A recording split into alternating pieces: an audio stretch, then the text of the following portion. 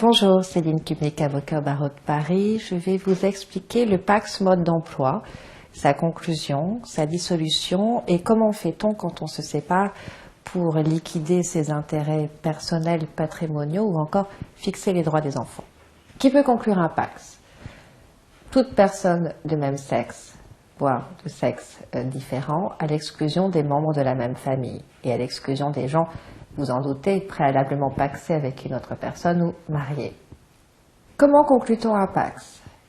Le PACS est une convention que les futurs partenaires eux-mêmes, au moyen ou besoin de l'assistance d'un avocat, voire de l'assistance d'un notaire, vont faire enregistrer auprès du tribunal d'instance de leur domicile.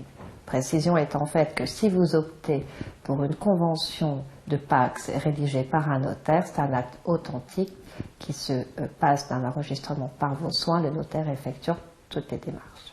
Le PACS se dissout soit légitimement s'il y a le décès de l'un des deux, voire en cas de remariage, évidemment de l'un des deux également. En dehors de ces cas-là, vous pouvez également dissoudre votre PACS par déclaration conjointe, qui doit être enregistrée auprès du greffe du tribunal d'instance de votre domicile, lequel avait enregistré votre convention de PACS, ou bien sous forme de déclaration unilatérale. En revanche, cette déclaration unilatérale doit être signifiée à l'autre par exploit d'huissier.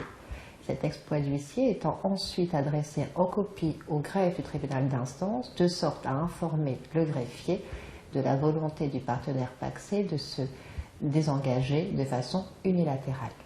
Sur le plan judiciaire, si vous êtes pacsé avec des enfants et ou un bien indivis, votre séparation ne sera pas neutre. Et vous devez savoir que vous exposez à deux procédures parallèles, voire conjointes.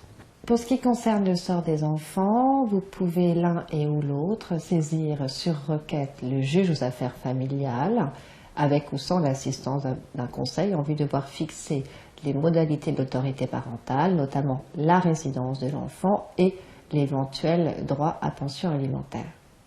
En ce qui concerne le partage de vos biens et la liquidation de votre indivision, celle-ci intervient soit de concert entre vous deux si vous êtes d'accord sur tout.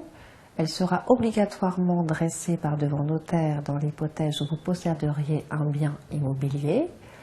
Et enfin, vous devez savoir qu'en cas de désaccord, voire de difficulté, vous devez saisir le juge aux affaires familiales au moyen d'une procédure avec représentation d'avocat obligatoire en vue de devoir statuer sur les différends qui vous opposent, le sort du bien, etc.